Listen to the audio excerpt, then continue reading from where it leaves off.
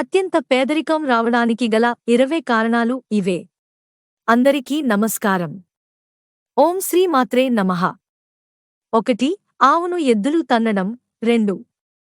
శ్మశాన వాటికలో నవ్వడం. 3. చెట్టు కింద మూత్ర విసర్జన చేయడం. 4.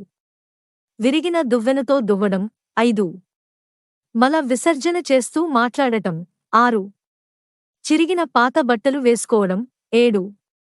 ఇంట్లో పాడైపోయిన మరియు తుప్పుపట్టిన తాళాలు ఉంచడం. 8. ఇంటి పైకప్పు మీద వృధా కలప మరియు ఇనుము ఉంచడం. 9. విరిగిన వస్తువులను ఉపయోగించడం. 10. ఎడమ కాలుతో ప్యాంటు ధరించడం. 11 గంటల 40 నిమిషాలు రోజుల జుట్టు కత్తిరించకుండా ఉంచడం. 12. గోర్లను పళ్లతో కొరకడం. 13. నిలబడి స్త్రీలు జుట్టు కట్టడం. 14.